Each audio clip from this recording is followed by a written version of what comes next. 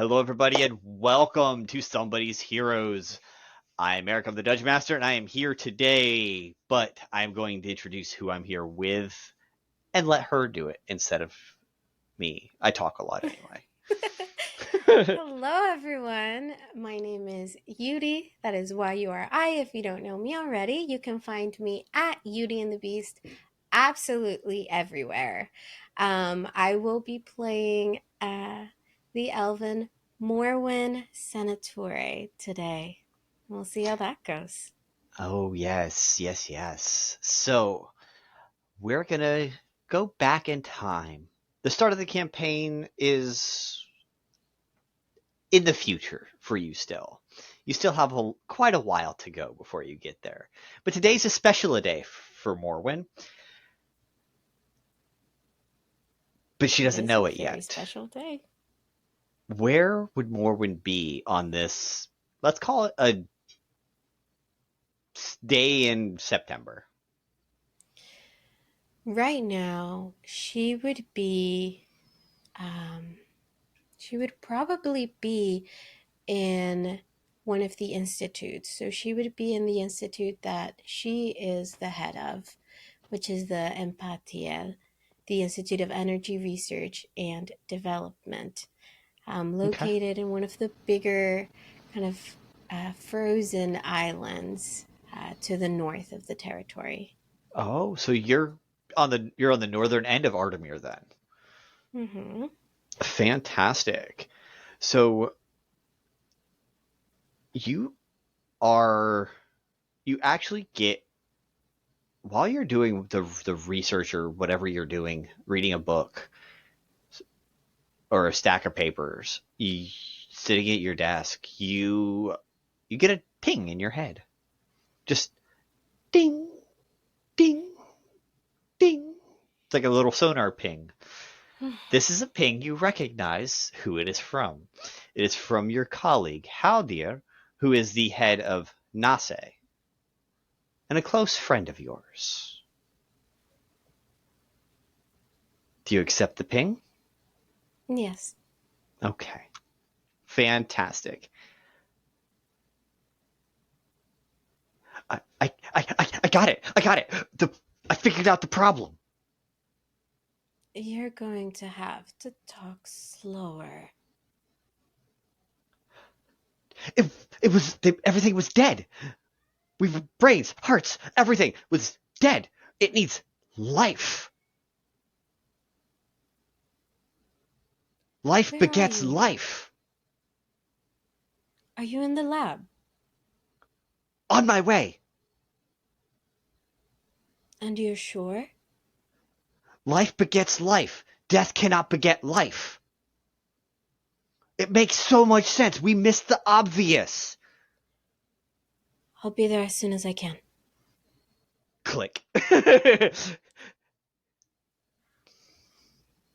Um, Morwen has the institutes in Artemir are connected via permanent teleportation circles. Mhm. She, being the head of this particular institute, has a teleportation circle that goes to her home as well, since she has to travel back and forth almost daily. I So mean, she yeah. goes, yeah. So she walks from where she was to her personal office Mhm. within the institute, not even like, brisk pace, not even looking at anybody. People are like, hey, miss that, just ignoring everyone Mhm. as she walks straight to her office, closes the door, locks it, um, and goes to the end where it looks like there is nothing, as they are protected by a magical aura. Um, but she dispels it, and a circle appears on the ground, and she stands in it, simply says, Sonature, and she disappears from where she was and appears in her office in her home estate, where another identical circle lays on the ground. She walks out of it. Just Go ahead and describe. You're walking right out of your office. Okay, cool. Go for it. Yeah, she Yeah. No, she you're good. goes straight uh to the lab. Perfect. Yeah, which is situated underneath her family estate. Very good. And you see a dimension door. Just. And Haldir walks straight through. What does Morwen look like as Haldir is stepping through into this lab? What does the lab look like, and what does Morwen look like at this moment? Um, Morwen just like grabbed her cloak on the way out, so it's not even fastened. She just threw it over her shoulders as she was just making her way. She is a very man, the type of person that you can't joke around too much, that they just kind of give you a look and you wither. She's got a very serious face, not She's like got a. me. I smile too much. I need to practice on that, but she has a very very serious face. um, and she doesn't wear like ornaments or like too much jewelry or anything. It's very simple, long white dress, long navy blue cloak. The only ornament you see is a large kind of geometric choker made out of gold metal on her neck, and some gold on her eyes as well. Fantastic. So Haldir is very similar. He's still throwing on his coat. He's got this large overcoat that he usually wears, and you've seen it a dozen times. It looks like one of those like dusters that you see in the Texas Tex westerns. But he's disheveled. He's pulling his glasses out as he finishes putting on his coat. Pulls out his glasses and puts them on. Messed up hair. He came from the middle of an experiment, had a eureka moment, stopped what he was doing, called you, and came here. Love it. As he should. This was top priority because yeah. it could change everything. And he knows it. As he's doing that, the lab itself is a very large space. It looks entirely too big, and you're not sure how it is under the house because it's so large. It is clean, sanitized. There's not a speck of dust in here. There's white marble flooring and dark walls with nothing really on them, no decoration, nothing like that. Nothing that doesn't need to be there. But you see cabinets and tables and these large pieces of parchment with runes and circles inscribed into them. And right next to it, you see, instead of stones, these blocks of metal that have had the runes inscribed into them. Everything looks way too sleek and polished. There's glass vials. There's so much more metal than stone down here. And there are a lot of things in those vials and vats and tubes of glass nature that just make you wonder what the hell they've been doing down here. Yes. So Haldir says, "Get everything ready. I know what we need." And he walks to the back where you keep the specimens, for lack of a better term. And he just comes out because he is a wizard, but he's got some strength to him. Like, he's not the most built, but he's strong enough to wrestle a dog or wrestle a hog, right? He can wrangle what he needs.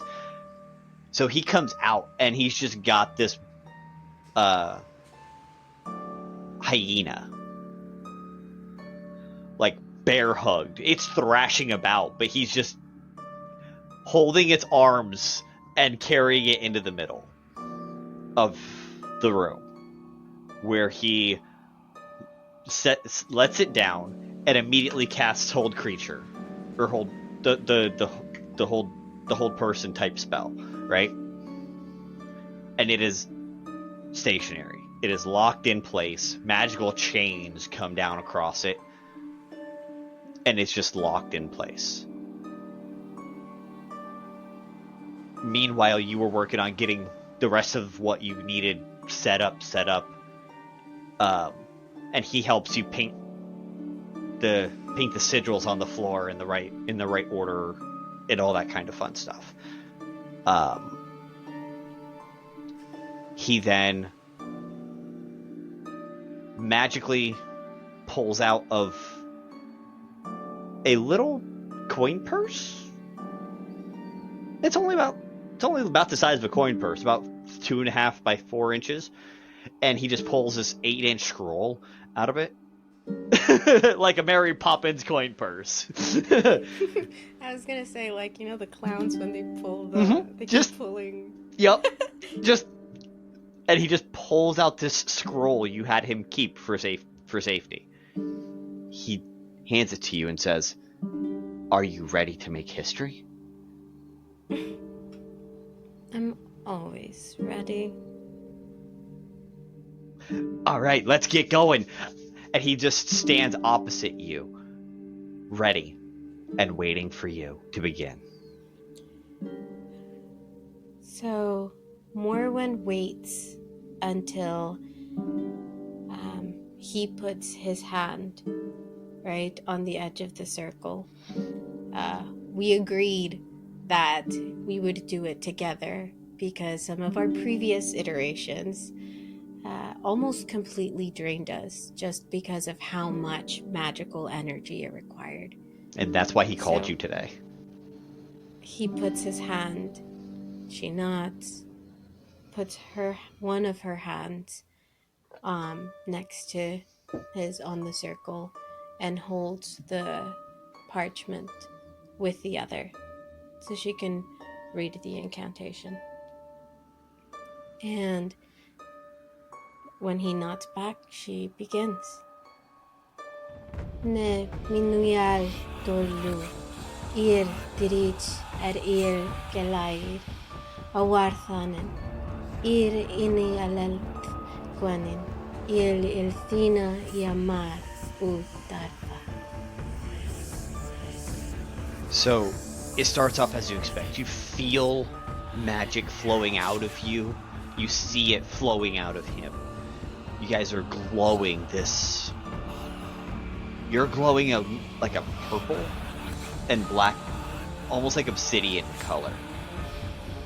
And he is glowing this like fire red and orange that is transmutation, his school of choice. And the two go around the circle from their sides. And then they start mixing into this beautiful, like, burnt sienna type color.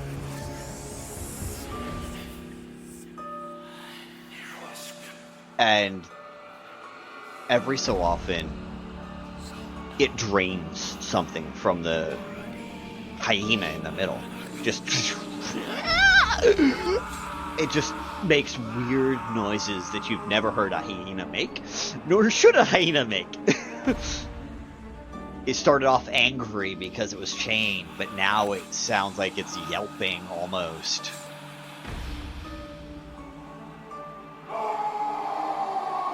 The diamond that was placed underneath its feet does not appear any different. And so she keeps reading. Man Tarthon Alinon Nugalatan Viret Adrian Vielanir Eni Abine Brethil Nui Melin Eni Abine Gwilwileth Dor Alf Eni Abine Dinu Alfada Cheluin anything fine. Okay. At this point, I need you to roll a concentration check for me. He's going to do so as well. Right. Oh my god, that is so bad. First roll and it's trash. 10. You rolled a 10. He rolled an 8. So go ahead and make a perception check. You passed yours. Yours was not a problem. Yours was just, it was just DC 10. Like, it was a flat, just maintain concentration. Perception.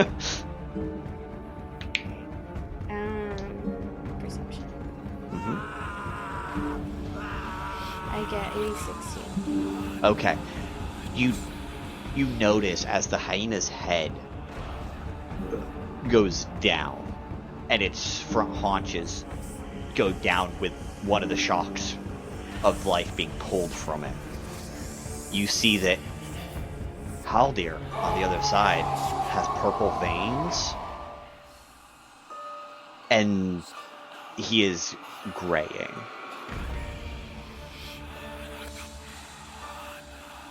He looks like you can see him like trying to pull away to stop, but it's not working. Nothing seems to be able to break this. It's too far along. Are you going to continue, or are you going to stop saying things?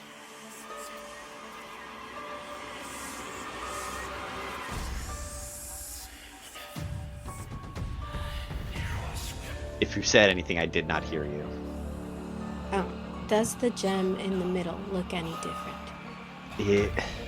It looks like it's starting to glow his orange color, whereas he is looking your color.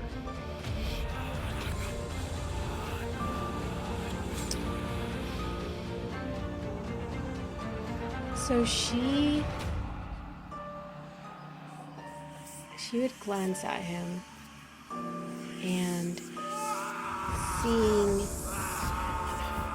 seeing that happen, she would falter a little bit, because this is a person that she trusts and she does not trust.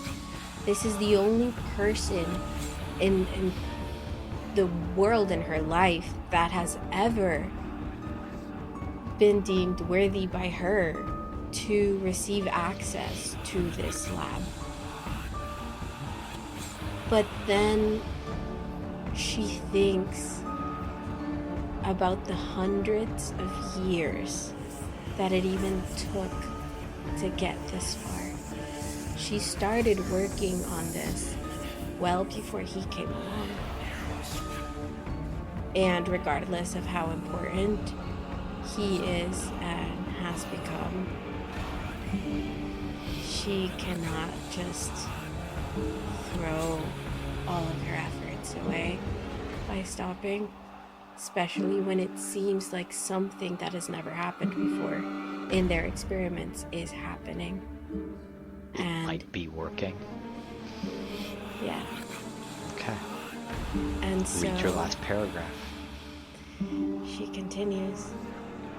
I lais emalorn emetiai elas Stephen elas firep gatinen hirdanatha ir galaid fir sie quanamenen si quanathon yamar garelas vi gamen. As you say that last word, you see Haldir open his mouth, and out of his mouth comes an orange orb that floats through the hyena, where it turns black with an orange glow, straight into the diamond. The diamond turns jet black, but has this faint orange and purple glow of the color of both of your magics, as all the magic from the outer ring swirls in a spiral down onto the inside, immediately necrotizing this hyena, which wakes up in skeletal form with purple eyes and just sits like a good boy.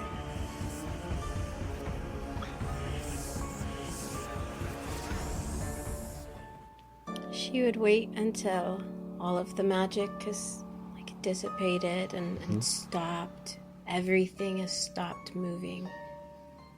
And then waits a couple seconds more just in case. She lifts her hand off of the circle, puts the scroll down. And at first, she doesn't want to look back to Haldir. But she looks at him anyways. She makes herself look at him. And she says, "Thank you," to him. As she walks now into the inert circle and takes the gem from where it was sitting to her hand. And then she will cast the identify spell on it just to see exactly what they did.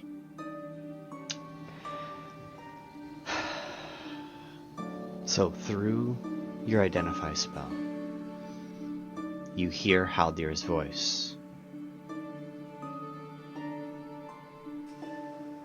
He talks to you through this gem and says, we did it. It worked. I know I'm dead, but I'm here. If ever you need me, I'm here, I guess. And so are you. No. I am outside of it. They're. Oh no, you're both. Because I know you're outside. But you're here too. It's not a very big you. But you're here. And it's with that she pauses and realizes how tired she is. And she feels around for her magic and sees that, yeah, a little part of her is not there. Yep. A small piece of your essence, your soul, is in that gem with him, which is why it also glows the color of your magic. However, it took his entire soul to store part of yours. You now have a spell you can use once per day, technically. It is one we will work on building together, but it is a unique spell. It is the spell you just that you guys just crafted and figured out the success for. Whether you call it something Morwen, or whether you call it Haldir's sacrifice, or whatever you call it, is going to be entirely up to you, but you just gained a new spell that you can use once per day. Because it, like you just noticed, it exhausts you. You now have 3 levels of exhaustion.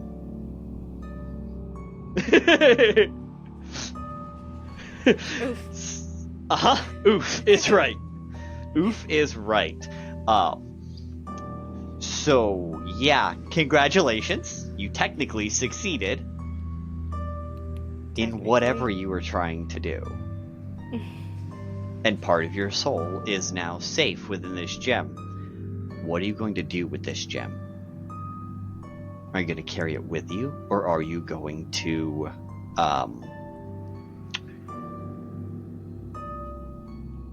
lock it away for safekeeping?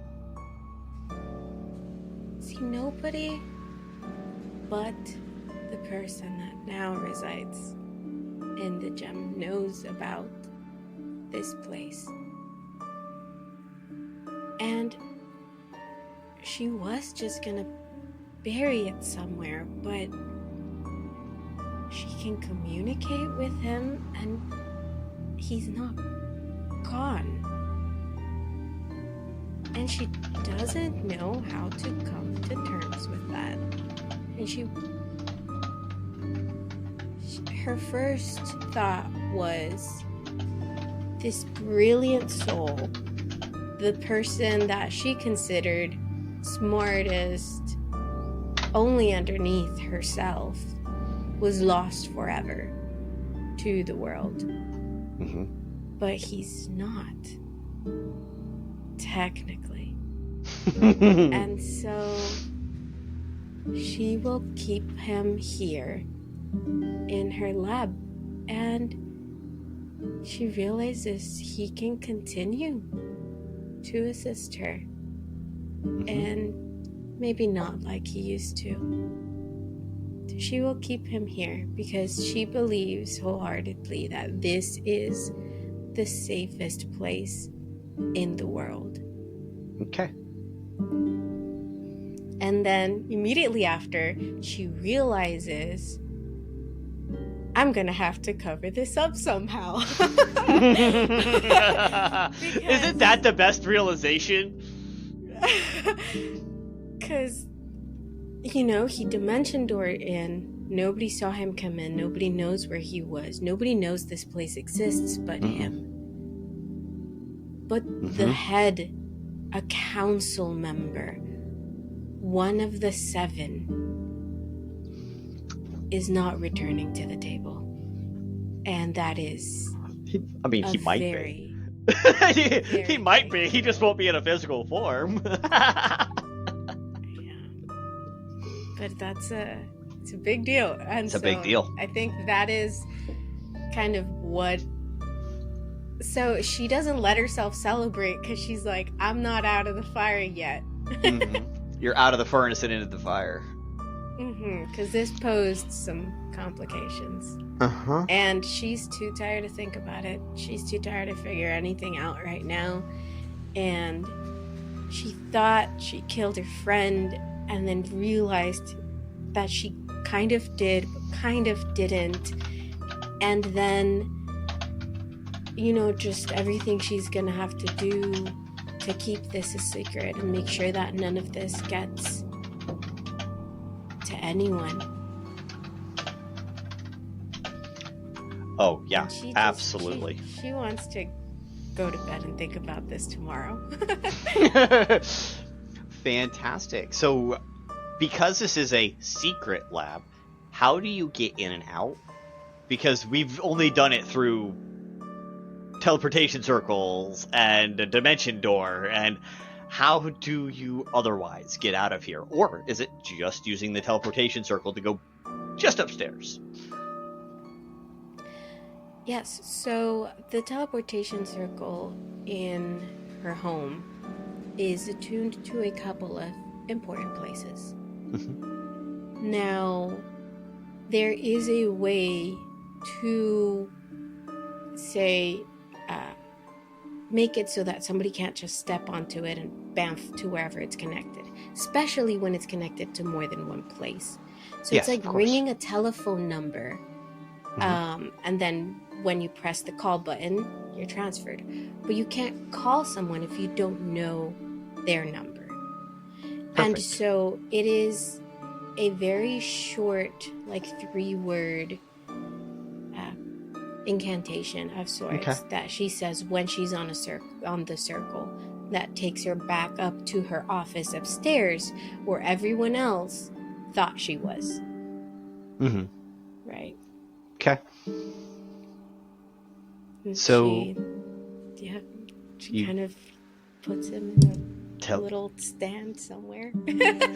Just scared he's gonna break right away. She's like on the desk downstairs in a glass case. She feels so weird touching it now. Okay.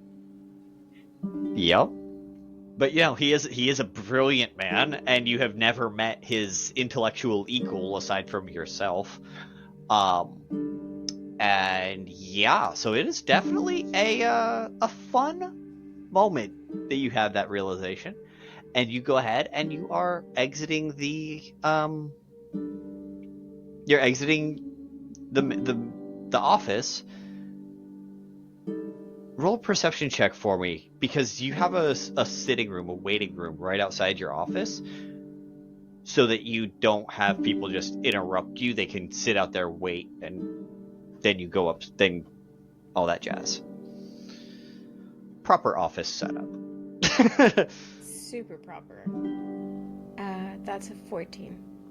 Did you roll it with disadvantage because you're exhausted so heavily? Right. Oops. Mm-hmm. Oh, that was actually better. I have a +6 to perception. So the Okay, first 14. time, yeah, so it was a 14. It's the 14.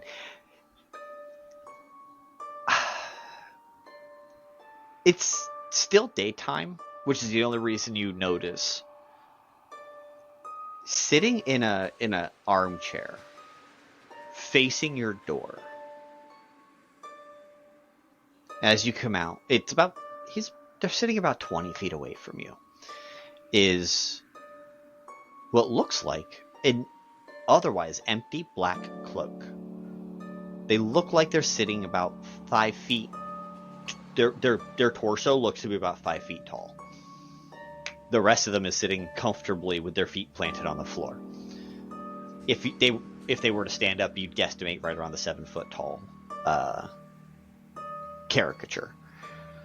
But you can't see anyone under the cloak, but you can tell the cloak is filled. And they're just sitting there with what looks like their feet just firmly planted on the floor. Wrapping what looks like the wrapping finger motion under the sleeve of their cloak.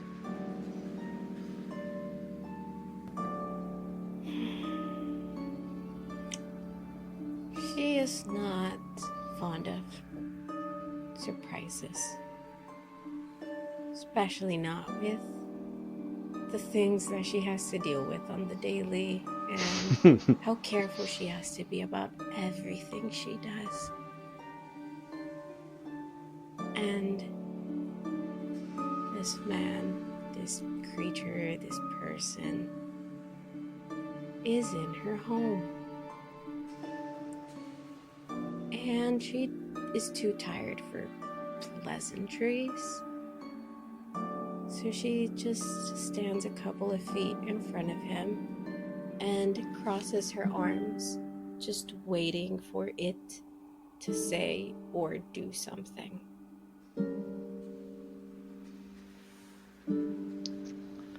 So, the cloaked figure stands up. It is now Haldir's height, drops the cloak hood, and you see Haldir's face. I hate you, Eric.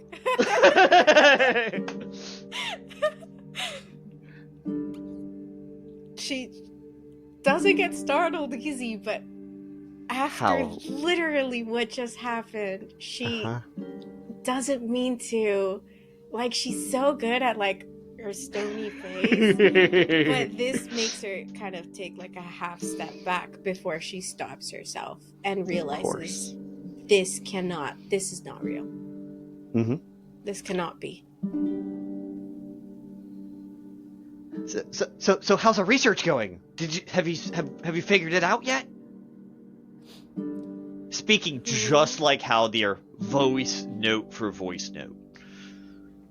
Who are you?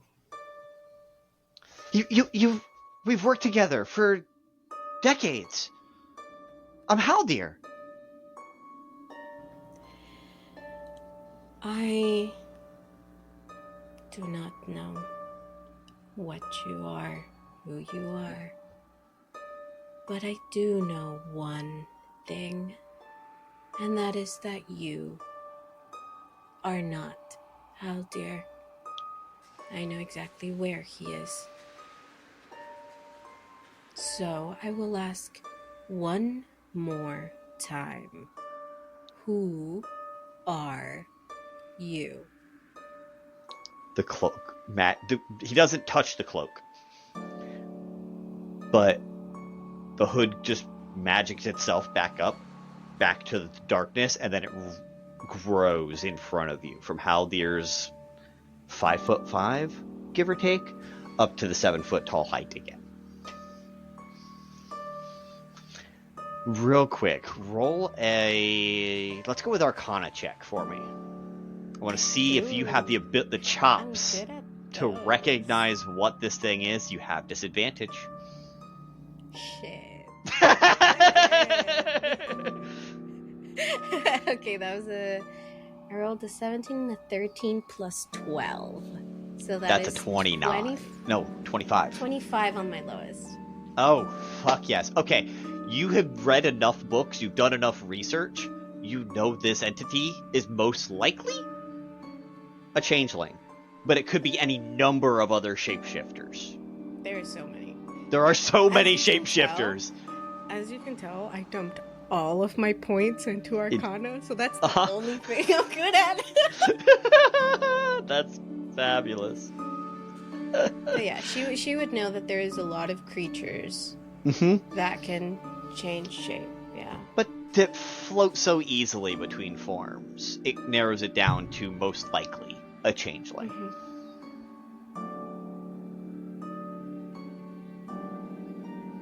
Are you gonna? How does Morwen respond to seeing this happen, or does she let him say the first words? She waits. Okay. I see you know what I am.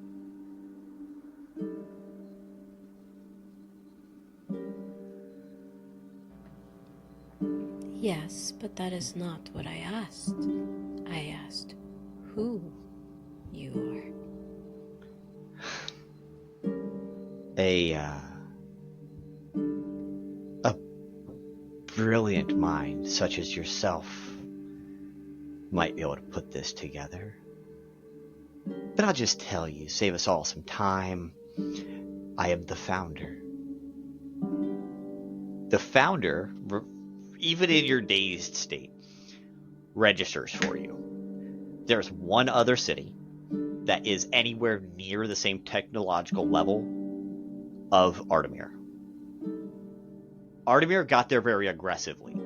This place has gotten there over the course of 2,000 years, ever since the asteroid fell that created the city of Tauliva.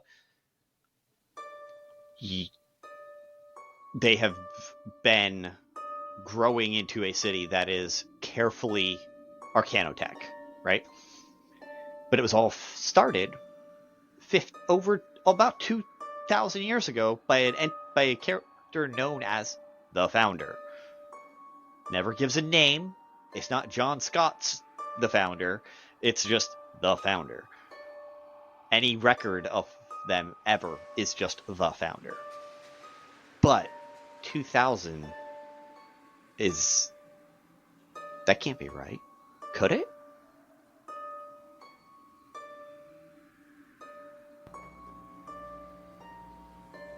And let's assume for a minute that you are who you say that you are. What could I do for you?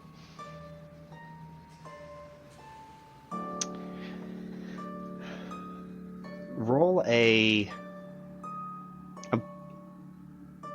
You get to choose whether it's persuasion or deception, but it's your composure. Because you are tired, you are exhausted. Dude, I'm so fucked up. Yeah. Right? So, just to see how much of a read he's getting on you, this is just an opposed against his insight. Yeah, I'll do deception then. Okay. Once and twice because I got disadvantage. That is a 13. Okay. He got a dirty 20. Of course he did. He's a bounder. He rolled the 13. But he is like, I sense that there is a change in you. Something is different from the last time we met. I do not believe we've ever met. How else would I have known who I knew? And knew about your lab. Great work hiding it from me.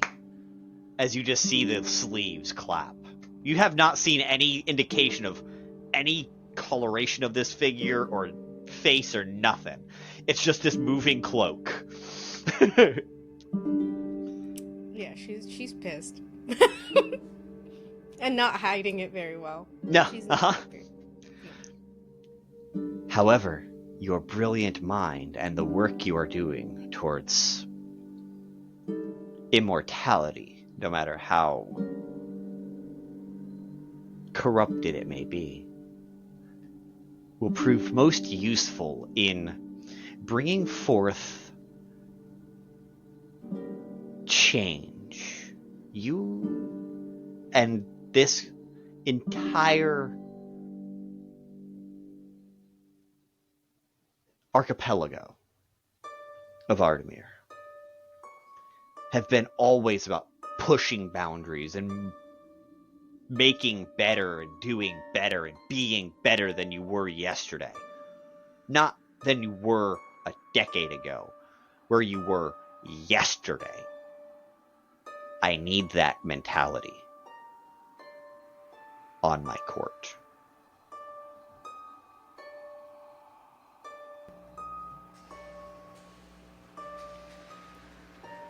It is well known, I would assume, that I plan on bringing not just Ardamir, but the world into an age of Arcanum.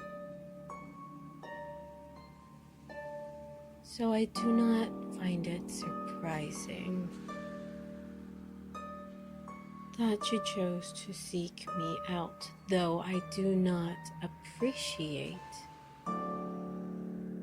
the invasion of my privacy. And I know I could be of use, of course, but what would I receive from someone such as yourself?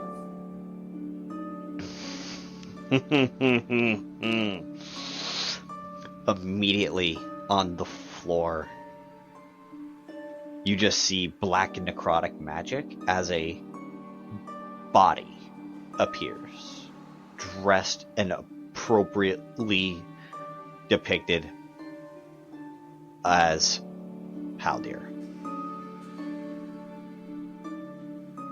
Wait, does it look like the shriveled up body that was there? No. Or is Live Haldir. Okay. But dead. I was like, bitch. Okay. This is a body to let you do what you have to do. I see. However, you seek to impact the world, to impact all of Torsamil and beyond. You're gonna need allies. And those allies are waiting for you in the court, should you choose to accept.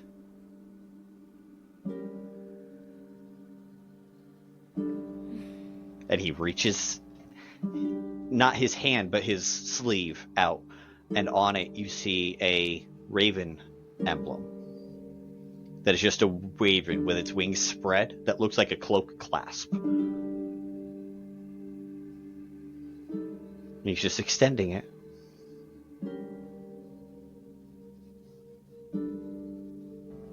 And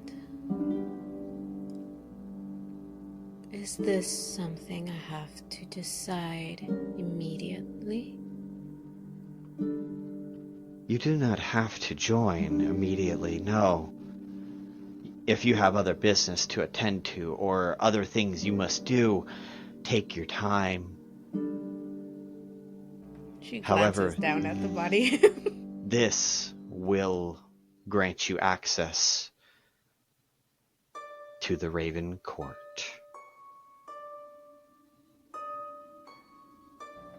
See, thoughts going through her head right now. First of all, she doesn't like him because she likes her secrets, and nobody knows anything if she doesn't want them to. Mm-hmm. And she's pissed. But she's not stupid. In fact, she is the opposite. And she realizes that if he is who he says that he is, she can take advantage of this to further her cause and her dream in the long run. And she takes one of those deep breaths where you're calm yourself down first before composing yourself. Yeah.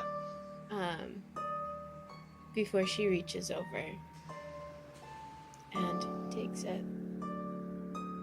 As soon as you take it, the form in front of you disapparates in a black smoke cloud and just poof, and you just have this dead body of Haldir laying at your feet and the Raven Court clasp in your hands. And that's where we're going to end the session tonight.